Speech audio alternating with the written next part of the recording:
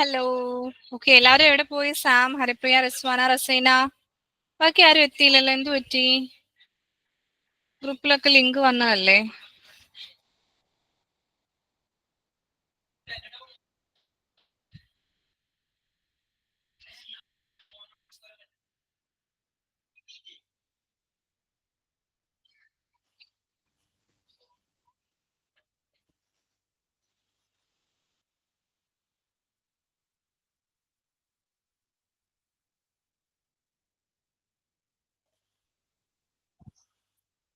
One second.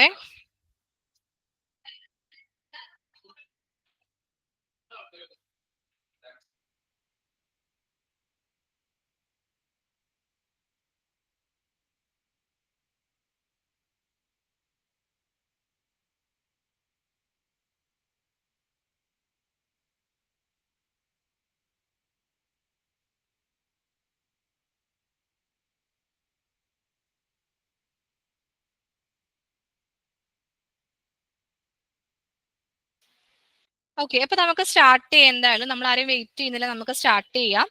അപ്പൊ കഴിഞ്ഞ ക്ലാസ്സിൽ നമുക്ക് കുറച്ച് കാര്യങ്ങൾ കൂടി നോക്കാനുണ്ടായിരുന്നു. നിങ്ങൾ അതുവരെയുള്ള ക്വസ്റ്റ്യൻസ് എല്ലാം വർക്ക്ഔട്ട് ചെയ്തായിരുന്നോ? ഒരു 28 ഉണ്ടായിരുന്നു. കംപ്ലീറ്റഡ് ആണോ എല്ലാവരുടെയും? ഒന്ന് റിപ്ലൈ ചെയ്ത് എല്ലാവരും. കംപ്ലീറ്റ് ആവാത്തവരുണ്ടോ?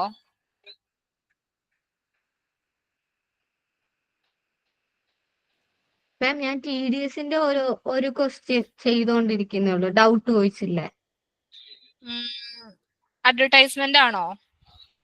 ആ, അതുകൂടെ ഉള്ളൂ. അത് ചെയ്ത് അതൊന്ന് എറർ തിരുത്തണം. ഓക്കെ, അപ്പൊ ബാക്കിയുള്ളൊന്നും ചെയ്തില്ല? ബാക്കിയെല്ലാം ചെയ്ത്.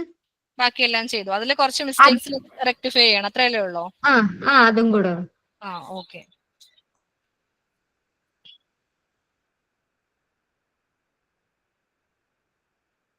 ഓക്കെ, ഞാൻ സ്ക്രീൻ ഷെയർ ചെയ്യാം.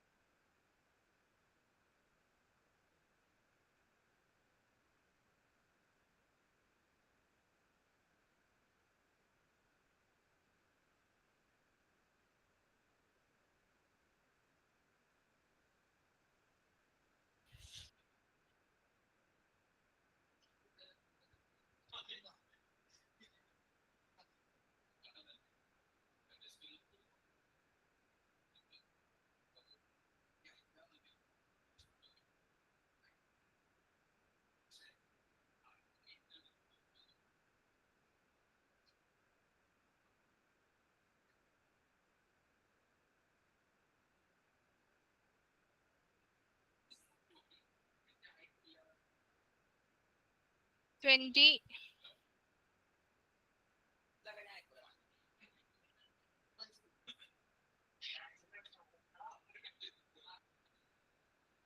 29th ക്വസ്റ്റ്യനും കൂടി നോക്കാനുണ്ട് അല്ലേ? ഓക്കെ, ഇതാണ് 29th ക്വസ്റ്റ്യൻ വരുന്നത്. ഇത് സിമ്പിൾ ആയിട്ടുള്ള ഒരു ക്വസ്റ്റ്യൻ ആണ്. അതായത് ചുരുക്കി ഞാനൊന്ന് പറഞ്ഞു തരാം. മോഡേൺ ഫർണിച്ചർ എന്ന് പറയുന്ന കമ്പനി ബിനോജ് എന്ന് പറയുന്ന ഒരു പാർട്ടിയുമായിട്ട് റെന്റൽ എഗ്രിമെന്റിൽ ഏർപ്പെടുവാണ്. അതായത് ബിനോജ് എന്ന് പറയുന്ന പാർട്ടിയുടെ ഒരു ബിൽഡിംഗ് ഇവർ റെന്റിന് എടുക്കുന്നു. ദെൻ മോഡേൺ ഫർണിച്ചർ ആരായിരിക്കും? നമ്മളായിരിക്കില്ലേ. അപ്പൊ നമ്മൾ എന്ത് ചെയ്യുന്നു? ഓരോ മാസം ഇവർക്ക് റെന്റ് കൊടുക്കുവാണ്. ഇവിടെ ക്വസ്റ്റ്യനിൽ പറയുന്നുണ്ട് 1 April 2018 മുതൽ ഈ റെന്റൽ എഗ്രിമെന്റ് ഓൺഗോയിങ് ആണ്. അതായത് ഇപ്പോഴും പോയിക്കൊണ്ടിരിക്കുന്നുണ്ട്. മനസ്സിലായോ പറഞ്ഞത്? അപ്പൊ നിങ്ങൾ ചെയ്യേണ്ട ഇത്രയേ ഉള്ളൂ. ഇവിടെ എത്രയാണ് ബിനോജിന്റെ പാൻ നമ്പർ തന്നിട്ടുണ്ട്, ഏതാണ് സെക്ഷൻ എന്നും തന്നിട്ടുണ്ട്, TDS റേറ്റ് തന്നിട്ടുണ്ട്, അതുപോലെ തന്നെ സെക്ഷൻ ഏതാണെന്നും പറയുന്നുണ്ട്, എത്രയാണ് റെന്റ് എമൗണ്ട് എന്നും മെൻഷൻ ചെയ്തിട്ടുണ്ട്. മനസ്സിലായില്ലേ പറഞ്ഞത്?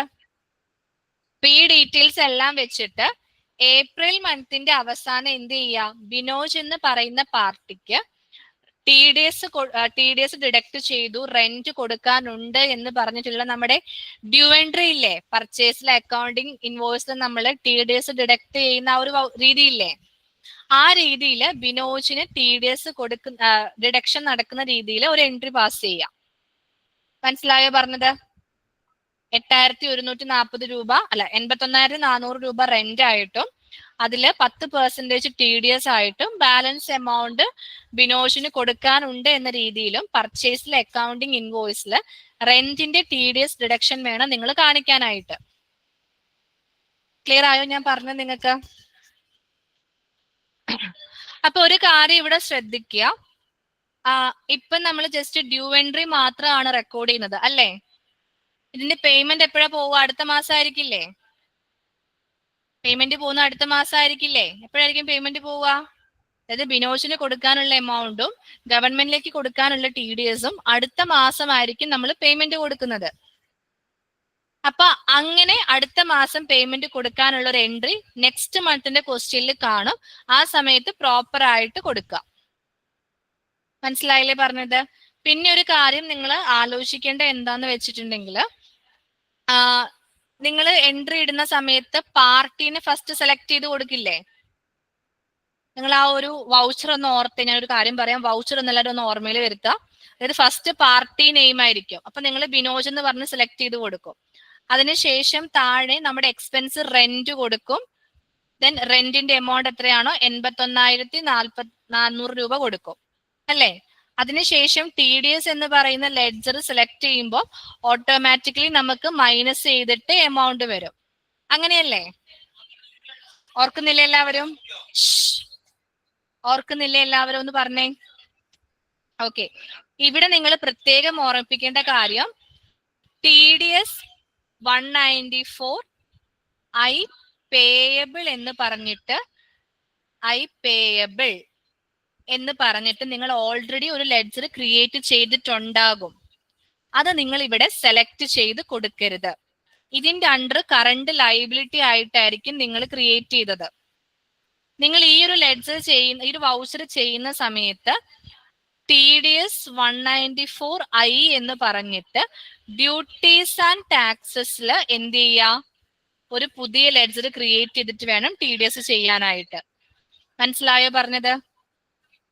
ഓൾറെഡി ഉള്ള TDSന്റെ ടാക്സ് ലെഡ്ജർ സെലക്ട് ചെയ്ത് കൊടുക്കരുത് TDS ചെയ്യുന്ന സമയത്ത്. പകരം പുതിയൊരു ടാക്സ് ലെഡ്ജർ ക്രിയേറ്റ് ചെയ്തിട്ട് വേണം നിങ്ങൾ ചെയ്യാനായിട്ട്. ക്ലിയർ ആയോ എല്ലാവർക്കും പറഞ്ഞത്? ഒരു മിനിറ്റ്.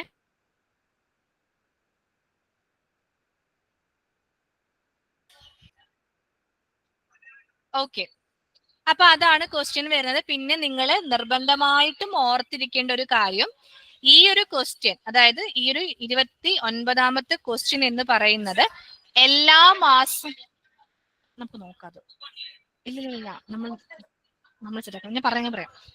അതായത് 29ാം തീയതി വരുന്ന ഈ ഒരു ട്രാൻസാക്ഷൻ, ഈ ഒരു വർഷം നമ്മൾ ചെയ്യുന്ന ഈ ഒരു ഫിനാൻഷ്യൽ ഇയർ ഇല്ലേ, ഈ ഫിനാൻഷ്യൽ ഇയറിലെ എല്ലാ മാസവും ഈ ട്രാൻസാക്ഷൻ വരുന്നുണ്ട്. പക്ഷേ ക്വസ്റ്റ്യനില് ബിനോജിന് റെന്റ് കൊടുക്കാനുണ്ടെന്ന് എല്ലാ മാസവും മെൻഷൻ ചെയ്തിട്ടില്ല. മനസ്സിലായോ പറഞ്ഞത്? നിങ്ങൾ എന്ത് ചെയ്യുക? ഏപ്രിലിൽ നിങ്ങൾക്ക് ഈ ഒരു ക്വസ്റ്റ്യൻ തന്നിട്ടുണ്ട്, ഏപ്രിലിൽ നിങ്ങൾക്ക് ഈ ക്വസ്റ്റ്യൻ ഉണ്ട്. പക്ഷെ മെയ്യില് ഈ റെന്റൽ എഗ്രിമെന്റ് നിങ്ങൾക്ക് കാണാൻ പറ്റില്ല. എന്നിരുന്നാൽ പോലും നിങ്ങൾ ഓർത്ത് വെച്ചിട്ട് മെയ് മന്തിന്റെ അവസാനം ഏപ്രിലിട്ട ഈ സെയിം എൻട്രി നിങ്ങൾ എന്ത് ചെയ്യുക? മെയ് ഇടുക. അതുപോലെ ജൂണിൽ ഇടണം, ജൂലൈയിൽ, ഓഗസ്റ്റ്, സെപ്റ്റംബർ, ഒക്ടോബർ, അടുത്ത മാർച്ച് വരെ നിങ്ങൾ ഇങ്ങനെ ഓർമ്മയിൽ ജസ്റ്റ് കീപ്പ് ചെയ്തിട്ട് ഇത് എല്ലാ മാസവും കണ്ടിന്യൂസ് ആയിട്ട് ഇട്ടു പോകണം. ക്ലിയർ ആയോ പറഞ്ഞത്? മനസ്സിലായോ എല്ലാവർക്കും? നിങ്ങൾക്ക് ഈ ഒരു എഗ്രിമെന്റ്, അതായത് ഈ ഒരു റെന്റൽ എഗ്രിമെന്റ് എല്ലാ മാസവും ക്വസ്റ്റ്യനിൽ മെൻഷൻ ചെയ്യുന്നില്ല. അതുകൊണ്ട് തന്നെ ഓർത്ത് വെച്ചിട്ട് നിങ്ങൾ എല്ലാ മാസവും ചെയ്യാം. ഓക്കെ അല്ലേ പറഞ്ഞത്? ഓക്കെ, അടുത്ത ക്വസ്റ്റ്യൻ വരുന്നത് സാലറി പേയബിൾ ആണ്. ഇത് നമ്മൾ സാലറിയുടെ due entry, salary account debit to salary payable എന്ന രീതിയിൽ കോസ്റ്റ് സെന്റേഴ്സും കോസ്റ്റ് കാറ്റഗറിയും എല്ലാം ആഡ് ചെയ്തിട്ട് ചെയ്യാം. നെക്സ്റ്റ് വരുന്നത് സെറ്റ് ഓഫ് എൻട്രി ആണ്. സെറ്റ് ഓഫ് എൻട്രി ഇടാൻ നിങ്ങൾക്ക് അറിയാവോ? ഓർക്കുന്നുണ്ടോ ആരെങ്കിലും? സെറ്റ് ഓഫ് എൻട്രി ചെയ്യുന്ന ഓർക്കുന്നുണ്ടോ? സെറ്റ് ഓഫ് എൻട്രി നിങ്ങൾ ഓർക്കുന്നുണ്ടോ ചെയ്തത്? ടാലിയിൽ നിങ്ങൾ പഠിച്ചതാണ് സെറ്റ് ഓഫ് എൻട്രി ഇടാനായിട്ട്. അതായത് ഔട്ട്പുട്ട് ടാക്സ് എന്ന് പറയുന്നത് എന്തായിരിക്കും? നമ്മുടെ ലൈബിലിറ്റി ആയിരിക്കും ഔട്ട്പുട്ട് ടാക്സ് എന്ന് പറയുന്നത്. ഇൻപുട്ട് ടാക്സ് എന്ന് പറയുന്നത് എന്തായിരിക്കും? നമ്മുടെ അസറ്റ് ആയിരിക്കും. നമുക്കൊരു റൂൾ ഇല്ലേ, ഔട്ട്പുട്ട് ടാക്സിൽ നിന്ന് ഇൻപുട്ട് ടാക്സ് മൈനസ് ചെയ്തിട്ട് ബാലൻസ് എത്രയാണോ വരുന്നത് അത് മാത്രം നമ്മൾ ഗവൺമെന്റിലേക്ക് ടാക്സ് ആയിട്ട് പേയ്മെന്റ് കൊടുത്താൽ മതി. അങ്ങനെയല്ലേ? ഔട്ട്പുട്ട് ടാക്സിൽ നിന്ന് ഇൻപുട്ട് ടാക്സ് മൈനസ് ചെയ്തിട്ട് ബാലൻസ് എത്രയാണോ എമൗണ്ട് വരുന്നത് അത് മാത്രം നമ്മൾ ഗവൺമെന്റിലേക്ക് കൊടുത്താൽ മതി. എന്തുകൊണ്ടാണ് അങ്ങനെ ചെയ്യുന്നത്? അതായത് ഔട്ട്പുട്ട് ടാക്സ് നമ്മുടെ ലൈബിലിറ്റി ആവുന്ന എപ്പോഴാ? നമ്മൾ ആ ടാക്സ് ഗവൺമെന്റിലേക്ക് കൊടുക്കാനുള്ളതാണ്. അതുകൊണ്ടാണ് ഔട്ട്പുട്ട് ടാക്സ് നമ്മുടെ ലൈബിലിറ്റി. മനസ്സിലായോ? ഔട്ട്പുട്ട് ടാക്സ് നമ്മൾ ഗവൺമെന്റിലേക്ക് കൊടുക്കാനുള്ളതാണ്, അത് നമ്മുടെ ലൈബിലിറ്റി ആണ്. അതേസമയം ഇൻപുട്ട് ടാക്സ് എന്ന് പറയുന്നത് നമ്മൾ ഓൾറെഡി പേയ്മെന്റ് കൊടുത്ത ടാക്സ് ആണ്, അതുകൊണ്ട് അത് നമ്മുടെ അസറ്റ് ആണ്. മനസ്സിലായോ പറഞ്ഞത്? ഓക്കെ. അപ്പൊ നമ്മളോട് ഗവൺമെന്റ് പറയുന്നത് നിങ്ങൾക്ക് ലൈബിലിറ്റി ഉണ്ടെങ്കിൽ ആ ലൈബിലിറ്റി കുറയ്ക്കാനായിട്ട് അസറ്റ് യൂസ് ചെയ്യാൻ നമ്മളോട് പറയുവാണ്. സോ അപ്പൊ നമുക്ക് ആ ഒരു ബെനിഫിറ്റ് അവിടെ വരുന്നത് ആക്ച്വലി ഔട്ട്പുട്ട് ടാക്സിൽ നിന്ന് ഇൻപുട്ട് ടാക്സ് മൈനസ് ചെയ്തിട്ട് ബാലൻസ് ഉള്ള എമൗണ്ട് ആയിരിക്കും നമ്മൾ ഗവൺമെന്റിന് ടാക്സ് ആയിട്ട് പേയ്മെന്റ് കൊടുക്കുക. ക്ലിയർ ആയില്ലേ പറഞ്ഞത്? അപ്പൊ നമുക്ക് ഔട്ട്പുട്ട് ടാക്സ് 100 രൂപയുണ്ട്, ഇൻപുട്ട് ടാക്സ് 50 രൂപയുള്ളൂ എന്ന് വിചാരിക്കുക. 100ന്ന് 50 രൂപ മൈനസ് ചെയ്തിട്ട് ബാലൻസ് 50 രൂപയായിരിക്കും നമ്മൾ എന്ത് ചെയ്യുന്നത്? ഗവൺമെന്റിലേക്ക് ടാക്സ് ആയിട്ട് കൊടുക്കുക. ക്ലിയർ ആയോ പറഞ്ഞത്? ക്ലിയർ ആയില്ലേ? പ്രാക്ടിക്കൽ അക്കൗണ്ടിങ്ങിൽ പഠിച്ചതായത് കിട്ടും എന്റെ എല്ലാവർക്കും ഇപ്പോ. വോയിസ് ക്ലിയർ ആയില്ല. 100ന് മുന്നേ എന്തോ പറഞ്ഞേ? എടാ അതായത് നമ്മളിപ്പം ഒരു സെയില് നടത്തിയപ്പോ നമുക്ക് ഔട്ട്പുട്ട് ടാക്സ് 100 രൂപ കിട്ടി. സെയില് നടത്തിയപ്പോ ഔട്ട്പുട്ട് ടാക്സ് 100 കിട്ടി. ഈ 100 നമ്മൾ ഗവൺമെന്റിലേക്ക് അടയ്ക്കേണ്ട ലൈബിലിറ്റി അല്ലേ 100 രൂപ. അതേസമയം നമ്മൾ പർച്ചേസ് ചെയ്ത സമയത്ത് നമ്മൾ ഓൾറെഡി ഒരു ടാക്സ് പേയ്മെന്റ് കൊടുത്തിട്ടുണ്ടാവും, അതൊരു 50 രൂപയാന്ന് വിചാരിക്കാം. അതായത് സെയിൽ നടത്തിയപ്പോൾ 100 രൂപ ടാക്സ് പേയ്മെന്റ് വന്നു, പർച്ചേസ് നടത്തിയ സമയത്ത് 50 രൂപ നമ്മൾ ടാക്സ് കൊടുത്തു. അങ്ങനെയാണെങ്കിൽ ഗവൺമെന്റ് പറയുന്നത് ഈ 100ൽ നിന്ന് 50 രൂപ മൈനസ് ചെയ്തിട്ട് ബാലൻസ് ഉള്ള എമൗണ്ട് എത്രയാണോ അത് മാത്രം ഇനി ടാക്സ് ആയിട്ട് അടച്ചാൽ മതി എന്നാണ് ഗവൺമെന്റ് പറയുന്നത്. മനസ്സിലായോ പറഞ്ഞത്?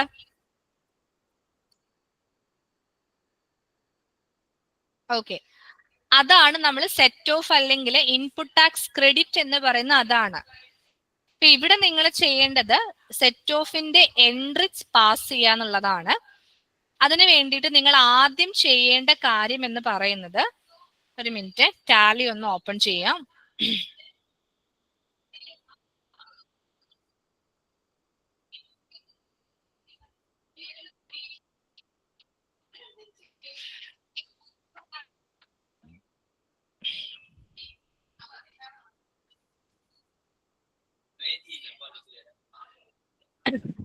ടാലി ഓപ്പൺ ചെയ്യാം. നിങ്ങളുടെ കമ്പനി എടുക്കുക, മോഡേൺ ഫർണിച്ചർ കമ്പനി എടുക്കുക. ഞാനിപ്പോ ജസ്റ്റ് എൻ്റെ ഉള്ള ഒരു കമ്പനി എടുത്തു. സൗണ്ട് കുറച്ചേ. നിങ്ങൾ ആദ്യം ചെയ്യേണ്ടത് നിങ്ങൾ ട്രാൻസാക്ഷൻസ്, അതായത് എവിടെ വരെയുള്ള ട്രാൻസാക്ഷൻസ് 30ാമത്തെ ക്വസ്റ്റ്യൻ വരെ കംപ്ലീറ്റ് ചെയ്തതിന് ശേഷം ടാലിയില് ബാലൻസ് ഷീറ്റിൽ പോവാ. ബാലൻസ് ഷീറ്റിൽ പോവാ, അവിടെ കറണ്ട് ലൈബിലിറ്റീസ് എടുക്കുക. ബാലൻസ് ഷീറ്റിൽ കറണ്ട് ലൈബിലിറ്റീസ് എടുക്കുക. അതില് ഡ്യൂട്ടീസ് ആൻഡ് ടാക്സസ് എന്ന് പറയുന്ന ഓപ്ഷൻ എടുക്കുക. ബാലൻസ് ഷീറ്റിൽ കറണ്ട് ലൈബിലിറ്റീസിൽ ഡ്യൂട്ടീസ് ആൻഡ് ടാക്സസ് എന്ന് പറയുന്ന ഓപ്ഷൻ എടുക്കുക. ക്ലിയർ ആയോ പറഞ്ഞത്? അത്രയും ക്ലിയർ ആയില്ലേ? ഓക്കെ. നിങ്ങൾ ചെയ്യേണ്ടത്, ഇവിടെ കണ്ടോ ഒരു ഇൻപുട്ട് എമൗണ്ടും ഔട്ട്പുട്ട് എമൗണ്ടും കണ്ടോ? നിങ്ങളിപ്പോ ഏപ്രിലാണ് ചെയ്യുന്നതെങ്കിൽ ഈ എമൗണ്ട് തന്നെയാണോ ക്വസ്റ്റ്യനിൽ ഉള്ളതെന്ന് കൺഫേം ചെയ്യാം. ഇതിപ്പോ വേറൊരു കമ്പനിയാണ് എങ്കിൽ പോലും ഞാൻ കാണിച്ചു തരാം. നോക്കിക്കേ, ഇൻപുട്ട് ടാക്സ് 37,000 രൂപ. ക്വസ്റ്റ്യനിലേക്ക് വരുമ്പം ഇൻപുട്ട് CGST എത്രയാണ് കിടക്കുന്നത്? 7,230. ഡിഫറൻസ് മനസ്സിലായോ? അപ്പൊ ഇതുപോലെ നിങ്ങൾ ചെയ്ത് വെച്ച കമ്പനിയുടെ ഔട്ട്പുട്ട് ടാക്സിന്റെയും ഇൻപുട്ട് ടാക്സിന്റെയും എമൗണ്ടും ക്വസ്റ്റ്യനിലുള്ള ഔട്ട്പുട്ട് ടാക്സിന്റെ ഇൻപുട്ട് ടാക്സിന്റെ എമൗണ്ടും കറക്റ്റ് ആണോ എന്ന് ചെക്ക് ചെയ്യാം. അതാണ് ഫസ്റ്റ് സ്റ്റെപ്പ്. കറക്റ്റ് ആണെങ്കിൽ കുഴപ്പമില്ല. ഇനി മിസ്റ്റേക്ക് ഉണ്ടെന്നാണെങ്കിൽ അത് നിങ്ങളുടെ സെയിൽസിലോ പർച്ചേസിലോ വന്ന മിസ്റ്റേക്സ് ആയിരിക്കും. ആ മിസ്റ്റേക്ക് എന്താണെന്ന് കണ്ടുപിടിച്ച് റെക്ടിഫൈ ചെയ്ത് ഈ ഒരു ഔട്ട്പുട്ട് ടാക്സിന്റെയും ഇൻപുട്ട് ടാക്സിന്റെയും ക്വസ്റ്റ്യനിലുള്ള എമൗണ്ട് തന്നെ കറക്റ്റ് ചെയ്യാം. മനസ്സിലായോ ഇത്രയും കാര്യങ്ങൾ പറഞ്ഞത്?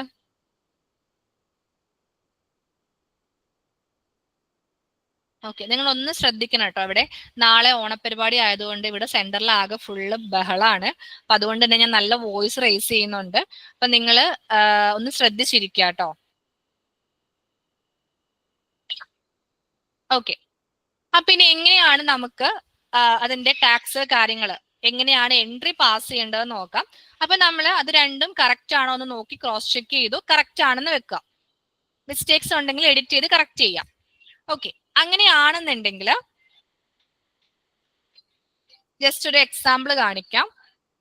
ജസ്റ്റ് ഒരു എക്സൽ ഓപ്പൺ ചെയ്യാം.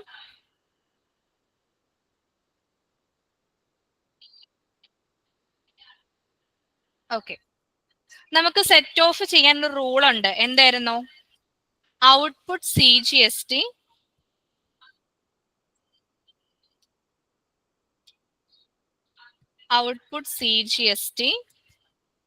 നമുക്ക് എന്തുമായിട്ടെല്ലാം സെറ്റ് ഓഫ് ചെയ്യാം? ഇൻപുട്ട് CGST ആയിട്ടും ഇൻപുട്ട് IGST യൂസ് ചെയ്തിട്ട് നമുക്ക് സെറ്റ് ഓഫ് ചെയ്യാവുന്നതാണ്. ഓർക്കുന്നുണ്ടോ ഈ റൂൾ എല്ലാവരും? നമ്മൾ പ്രാക്ടിക്കൽ അക്കൗണ്ടിങ് പഠിച്ച സമയത്ത് പഠിച്ചിട്ടുണ്ടോ? ഓർക്കുന്നുണ്ടോ? എവിടെ അല്ലേ? പ്രാക്ടിക്കൽ അക്കൗണ്ടിങ് അത് JOC സ്റ്റുഡൻസിന് മാത്രമുള്ളതെന്ന് പറഞ്ഞില്ലായിരുന്നോ? ആ, okay okay okay. Short course Aarti മാത്രല്ലേ ഉള്ളൂ? ആരതി ഒന്ന് ശ്രദ്ധിക്കുക. ഓക്കെ, ആരതി ഒന്ന് ശ്രദ്ധിക്കുക. ദെൻ ചെയ്യുന്ന സമയത്ത് ഡൗട്ട് വരുന്നുണ്ടെങ്കിൽ ചോദിച്ചാൽ മതി കേട്ടോടാ. ഓക്കെ. ദെൻ ഔട്ട്പുട്ട് ഈ റൂൾ ഒന്ന് നോട്ട് ചെയ്ത് വെച്ചോട്ടെ ആരതി. Okay miss. നമ്മുടെ ഔട്ട്പുട്ട് SGST സെറ്റ് ഓഫ് ചെയ്യാനായിട്ട് ഇൻപുട്ട് SGSTയും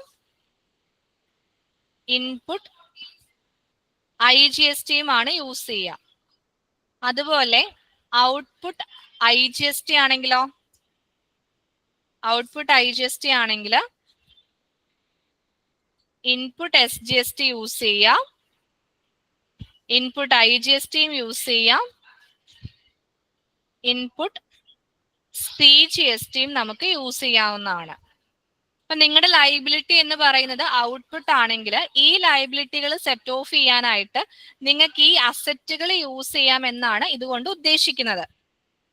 ഓക്കെ, അപ്പൊ ഈ ഒരു റൂള് ഫോളോ ചെയ്തിട്ട് വേണം നിങ്ങൾ ട്രാൻസാക്ഷൻസ് കാര്യങ്ങളെല്ലാം ചെയ്യാനായിട്ട്.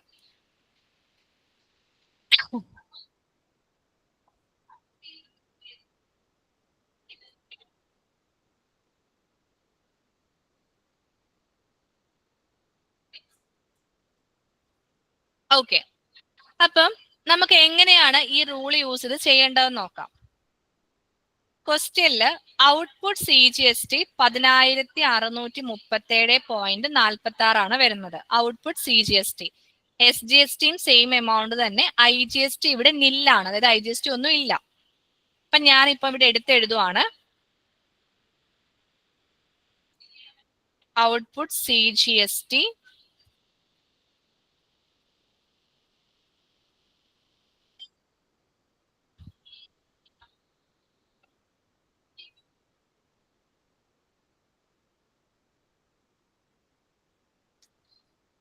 Output SGST.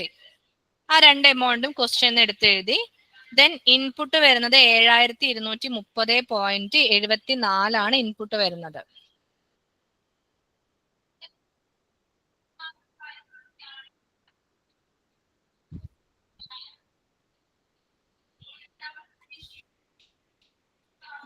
നമുക്ക് കിട്ടിയ മൊത്തം ഔട്ട്പുട്ട് CGSTയും ഔട്ട്പുട്ട് SGSTയും ഇൻപുട്ട് CGSTയും ഇൻപുട്ട് SGSTയും എടുത്ത് എഴുതിയിട്ടുണ്ട്. ഇനി നമ്മൾ കണ്ടുപിടിക്കേണ്ടത് എന്താണ്? നമ്മുടെ ഔട്ട്പുട്ട് ടാക്സിൽ നിന്ന് ഇൻപുട്ട് ടാക്സ് മൈനസ് ചെയ്തിട്ട് ടാക്സ് ലയബിലിറ്റി നമുക്ക് വരുന്നുണ്ടോ എന്നാണ് നമ്മൾ കണ്ടുപിടിക്കേണ്ടത്. മനസ്സിലായോ പറഞ്ഞത് ഇത്രയും കാര്യങ്ങള്? ഓക്കെ. അപ്പൊ അത് കണ്ടുപിടിക്കാനായിട്ട് എന്താണ് ചെയ്യേണ്ടതെന്ന് നോക്കാം. ഔട്ട്പുട്ട് ടാക്സ് ലയബിലിറ്റി ആണെന്ന് നമ്മൾ ഓൾറെഡി പറഞ്ഞു. ഇൻപുട്ട് ടാക്സ് അസറ്റ് ആണെന്നും പറഞ്ഞു. സോ നമ്മുടെ ഉദ്ദേശം എന്താന്ന് വെച്ചിട്ടുണ്ടെങ്കിൽ ലയബിലിറ്റി ഡിക്രീസ് ചെയ്യണം. അതാണ് നമ്മുടെ ഉദ്ദേശം. മനസ്സിലായോ? ഇത് ലയബിലിറ്റി എങ്ങനെ ഉണ്ടാവുന്നത്? നമ്മൾ ഗവൺമെന്റിലേക്ക് ടാക്സ് കൊടുക്കാനുള്ളത് കൊണ്ടാണ്. അതുകൊണ്ട് തന്നെ മാക്സിമം ഗവൺമെന്റിലേക്ക് ടാക്സ് കൊടുക്കുന്നത് കുറയ്ക്കുകയാണ് നമ്മൾ ചെയ്യേണ്ടത്. 1 സെക്കൻഡ്.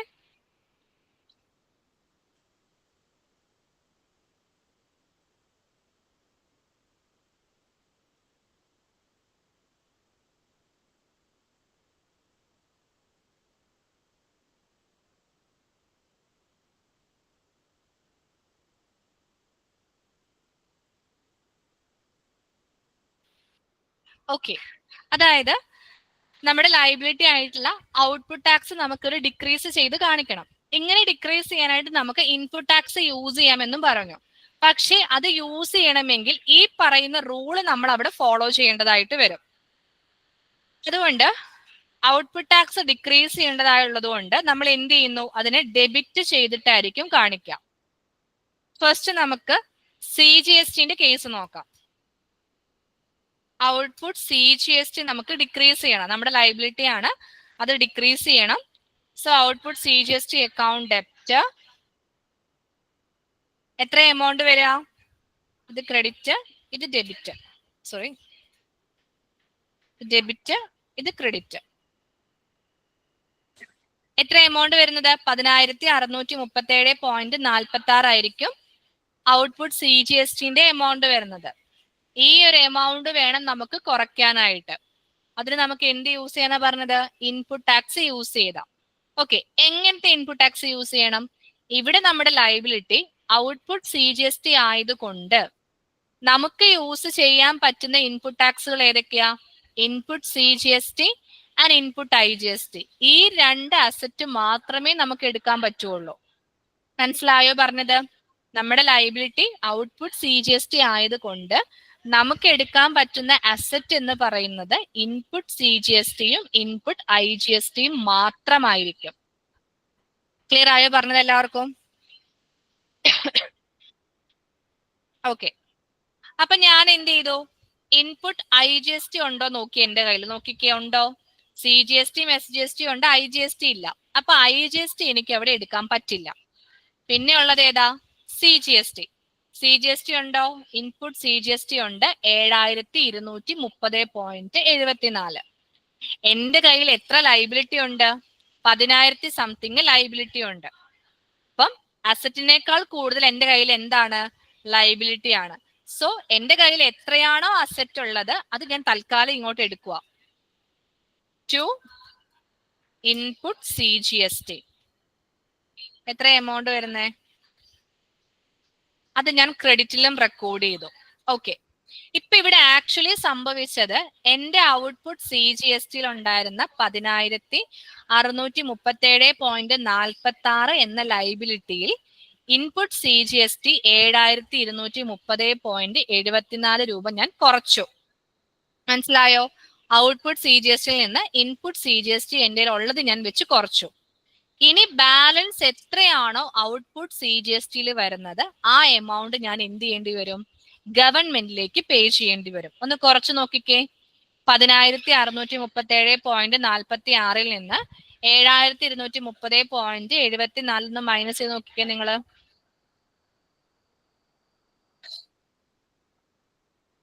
മൈനസ് ചെയ്ത് എത്ര കിട്ടും?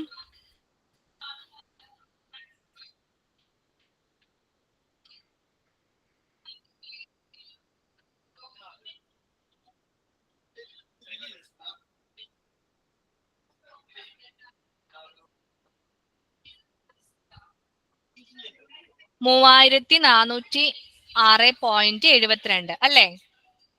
അപ്പം അതെന്തായിരിക്കും? നമ്മൾ ഇനി ഗവൺമെന്റിലേക്ക് കൊടുക്കേണ്ട എമൗണ്ട് ആയിരിക്കും. ഇത് CGSTയുടെ കേസ് ആയതുകൊണ്ട് നമ്മൾ അതിനെ ടു CGST പേയബിൾ എന്ന് പറഞ്ഞിട്ട് ആ ഒരു 3,406 എമൗണ്ട് 72 ഇങ്ങനെയായിരിക്കും CGSTന്റെ കേസിൽ എൻട്രി വരുന്നത് ഏപ്രിൽ മന്തിന്റെ അവസാനം. മനസ്സിലായോ പറഞ്ഞത്? നിങ്ങൾക്ക് ക്ലിയർ ആയോ? എല്ലാവർക്കും ആരതിക്ക് ക്ലിയർ ആയോടാ? ജേണലാണോ കാണിക്കണ്ടേ? ജേണലാണ് കാണിക്കേണ്ടത്. ആ ഓക്കെ മിസ്. ഓക്കെ, ഇത് CGSTന്റെ കേസാണ്.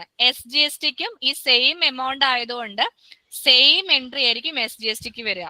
അതായത് output SGST account debit to input SGST to SGST payable എന്നായിരിക്കും SGSTന്റെ കേസിൽ വരുന്നത്. ഇവിടെ ഇപ്പൊ നമ്മൾ പേയ്മെന്റ്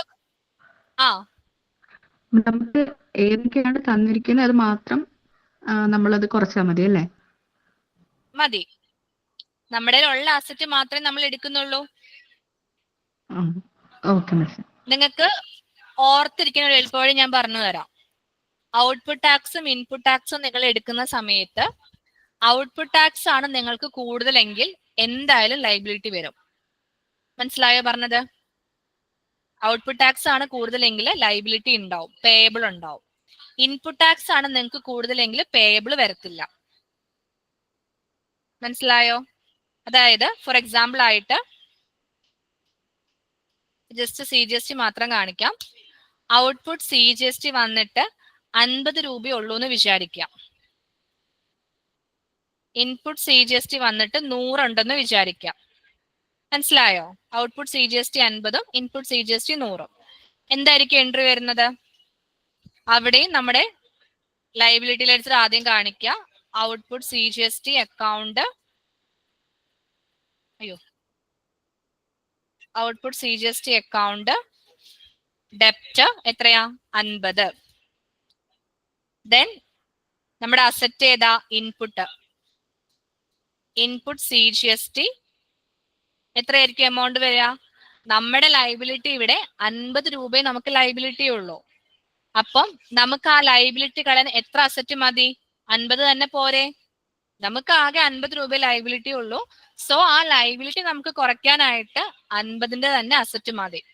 അപ്പൊ ഇൻപുട്ട് ടാക്സ് എത്രയാണോ നിങ്ങളുടെ കയ്യിലുള്ളത് അത് നിങ്ങൾക്ക് എത്ര വേണമോ അത് മാത്രം എടുത്താൽ മതി, മുഴുവൻ എടുക്കേണ്ട ആവശ്യമില്ല. നോക്കിക്കേ, ഔട്ട്പുട്ട് ടാക്സ് കൂടുതലാണെങ്കിൽ ഈ ഒരു രീതിയിലായിരിക്കും എൻട്രി വരുന്നത്. ഔട്ട്പുട്ട് ടാക്സ് കുറവാണെങ്കിൽ ഈ ഒരു രീതിയിലായിരിക്കും എൻട്രി വരുന്നത്. ക്ലിയർ ആയോ പറഞ്ഞത് എല്ലാവർക്കും? ഓക്കെ, അപ്പൊ സെറ്റ് ഓഫിന്റെ അപ്പൊ ബാലൻസ് വരുന്നത് നമുക്ക് അടുത്ത മാസത്തേക്ക് ക്യാരി ഫോർവേഡ് ചെയ്യാൻ പറ്റും. അടുത്ത മാസത്തേക്ക് നമ്മൾ ഇൻപുട്ടിന്റെ എമൗണ്ട് ആണോ? അതെ അതെ. ഇൻപുട്ടിന്റെ എമൗണ്ട് അടുത്ത മാസത്തേക്ക് നമ്മൾ ക്യാരി ഫോർവേഡ് ചെയ്യും. ഓക്കെ. ഔട്ട്പുട്ടിൽ നമുക്ക് വരുന്ന പേയബിൾ എമൗണ്ട് ഇല്ലേ, അത് നമ്മൾ അടുത്ത മാസം ഗവൺമെന്റിലേക്ക് പേയ്മെന്റ് കൊടുക്കുകയും ചെയ്യും. ഇത് നിങ്ങളെ എല്ലാ മാസത്തിന്റെ അവസാനം ഇടേണ്ട എൻട്രി ആണ്. ക്വസ്റ്റ്യൻ നിങ്ങൾക്ക് തന്നിട്ടുണ്ടാവും. ജേണൽ വൗച്ചറിലാണ് നിങ്ങൾ ചെയ്യേണ്ടത് കേട്ടോ. പിന്നെ നെക്സ്റ്റ് വരുന്ന ക്വസ്റ്റ്യൻ ആണ് ആക്സിസ് ബാങ്കിന്റെയും SBI ബാങ്കിന്റെയും സ്റ്റേറ്റ്മെന്റ്.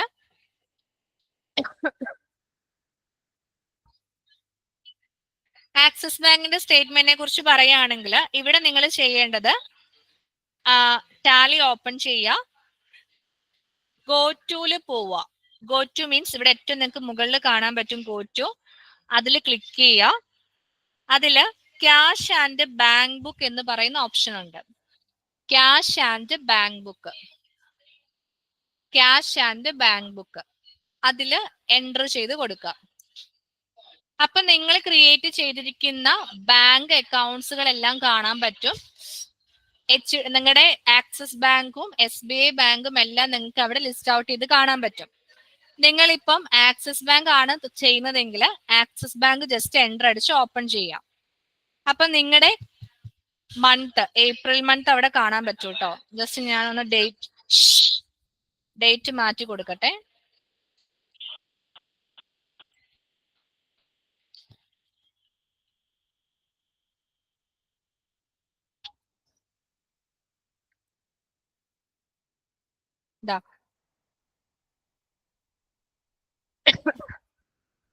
അപ്പൊ നിങ്ങൾക്ക് നിങ്ങൾ നിങ്ങളുടെ ഏത് ബാങ്ക് ആണോ ആ ബാങ്ക് ഓപ്പൺ ചെയ്യുമ്പോൾ ഏപ്രിൽ മന്തിന് നേരെ നിങ്ങൾ ആ ബാങ്ക് ത്രൂ നടത്തിയ ട്രാൻസാക്ഷന്റെ കൗണ്ട് കാണാൻ പറ്റും. എമൗണ്ട്, ടോട്ടൽ എമൗണ്ട് കാര്യങ്ങൾ കാണാം. ജസ്റ്റ് ഒന്ന് എൻ്റർ അടിക്കുക അതിൽ. അപ്പൊ നിങ്ങൾ ആ ബാങ്ക് ത്രൂ ചെയ്ത എല്ലാ ട്രാൻസാക്ഷൻസും നിങ്ങൾക്ക് അവിടെ ലിസ്റ്റ് ഔട്ട് ചെയ്ത് വരും. ഇത്രയും മനസ്സിലായോ പറഞ്ഞത്? ഓപ്പൺ ചെയ്യുന്നത് വരെ മനസ്സിലായില്ലേ? ഗോ ടുല് പോവുക, നിങ്ങളുടെ ബാങ്ക് ഏതാണോ ആ ബാങ്കിലെ നിങ്ങൾ ഏത് മാസമാണോ ചെയ്യുന്നത് ആ മാസം ഓപ്പൺ ചെയ്യാം. അവിടെ നിങ്ങൾ ചെയ്തിട്ടുള്ള ഇതുവരെ ചെയ്ത ബാങ്കിന്റെ എല്ലാ ട്രാൻസാക്ഷൻസും അവിടെ റിഫ്ലക്ട് ചെയ്യും. ദെൻ ഇനി നിങ്ങൾ ചെയ്യേണ്ടത് ആക്സിസ് ബാങ്കിന്റെ സ്റ്റേറ്റ്മെന്റ് നോക്കുക. സ്റ്റേറ്റ്മെന്റ് നോക്കിയിട്ട് ഇതിലുള്ള ട്രാൻസാക്ഷൻസ് എല്ലാം നിങ്ങളും എൻറ്റർ ചെയ്തിട്ടുണ്ടോ എന്ന് കൺഫേം ചെയ്യാം. മനസ്സിലായോ? അതായത് ഇവിടെ ഫസ്റ്റ് വരുന്ന ഏതാ? ഫിറോന VA 20,000. ഈ ഒരു ട്രാൻസാക്ഷൻ നിങ്ങൾക്ക് ഇവിടെ കാണുന്നുണ്ടോ എന്ന് ചെക്ക് ചെയ്യാം. മനസ്സിലായോ പറഞ്ഞത്? കാണുന്നുണ്ടെങ്കിൽ ഓക്കെ, കുഴപ്പമില്ല. ഇനി കാണുന്നില്ല എന്നാണെങ്കിൽ എന്ത് ചെയ്യാ? അത് നിങ്ങൾ നിങ്ങളുടെ ടാലിയിൽ എൻറ്റർ ചെയ്യണം. മനസ്സിലായോ പറഞ്ഞത്? ബാങ്ക് സ്റ്റേറ്റ്മെന്റിലുള്ള ഏതെങ്കിലും ട്രാൻസാക്ഷൻ നിങ്ങളുടെ ബാങ്ക് ബുക്കിൽ മിസ്സിംഗ് ആണെങ്കിൽ അത് നിങ്ങൾ എൻറ്റർ ചെയ്ത് കയറ്റണം എന്നാണ് ഉദ്ദേശിച്ചത്. ക്ലിയർ അല്ലേ? അതെങ്ങനെ ചെയ്യേണ്ടതെന്നും കൂടി പറഞ്ഞു തരാം. അതായത് വിഡ്രോവൽ കോളത്തിലാണ് എമൗണ്ട് കാണുന്നതെങ്കിൽ അത് പേയ്മെന്റ് വൗച്ചറിലായിരിക്കും ചെയ്യാം. ആ ഒരു ട്രാൻസാക്ഷൻ പേയ്മെന്റ് വൗച്ചറിലായിരിക്കും റെക്കോർഡ് ചെയ്യുക വിഡ്രോവൽ കോളത്തിലാണെങ്കിൽ. ഡെപ്പോസിറ്റ് കോളത്തിലാണെങ്കിൽ എമൗണ്ട് എങ്കിൽ റെസീപ്റ്റ് വൗച്ചറിലായിരിക്കും ട്രാൻസാക്ഷൻ റെക്കോർഡ് ചെയ്യുക. മനസ്സിലായോ പറഞ്ഞത്? അപ്പം നിങ്ങൾ കമ്പയർ ചെയ്യുക, നിങ്ങളുടെ കയ്യിലുള്ള ബുക്കും ബാങ്കിന്റെ സ്റ്റേറ്റ്മെന്റും കമ്പയർ ചെയ്യുക. ദെൻ നിങ്ങളുടെ കയ്യിൽ ഏതൊക്കെയാണോ മിസ്സിങ് അത് റെസീപ്റ്റ് ആണോ പേയ്മെന്റ് ആണോ നോക്കിയിട്ട് നിങ്ങൾ ക്രിയേറ്റ് ചെയ്യാം. അങ്ങനെ ക്രിയേറ്റ് ചെയ്ത് ഏറ്റവും ലാസ്റ്റ് ആ ബാങ്ക് സ്റ്റേറ്റ്മെന്റ് താഴെ ഒരു ക്ലോസിംഗ് ബാലൻസ് വന്നിട്ടുണ്ടാവും. ഈ ക്ലോസിംഗ് ബാലൻസിനോട് ഈക്വൽ ആയിരിക്കണം നിങ്ങളുടെ കയ്യിലുള്ള ടാലിയിലെ ക്ലോസിംഗ് ബാലൻസ്. ഏറ്റവും താഴെ കാണാൻ പറ്റും. ക്ലിയർ ആയോ പറഞ്ഞത്? ഇത്രയും കാര്യങ്ങള്. അതുപോലെ തന്നെ എന്തും ചെയ്യാം, SBI ബാങ്കിന്റെ സ്റ്റേറ്റ്മെന്റും കൂടി നിങ്ങൾ ചെയ്യാം. അതോടുകൂടി ഏപ്രിൽ മന്തിന്റെ ട്രാൻസാക്ഷൻസ് അവിടെ കംപ്ലീറ്റ് ആവും. മനസ്സിലായില്ലേ? അതിനുശേഷം ഡേറ്റ് മാറ്റണം, മറന്നു പോവരുത്. എല്ലാ ട്രാൻസാക്ഷനും ഏപ്രിൽ തന്നെ അടിച്ചു വെക്കരുത് കേട്ടോ. പിന്നെ എല്ലാം ഒന്നേന്നിരുന്ന് മാറ്റേണ്ടി വരും. അപ്പം ഏപ്രിലെ ട്രാൻസാക്ഷൻസ് വരെ കംപ്ലീറ്റ് ആക്കിയതിന് ശേഷം ഡേറ്റ് മാറ്റി 1 മെയ് കൊടുത്തിട്ട് മെയ് മന്തിലെ ട്രാൻസാക്ഷൻസും എൻറ്റർ ചെയ്ത് സ്റ്റാർട്ട് ചെയ്യാം. ക്ലിയർ ആയില്ലേ പറഞ്ഞത്?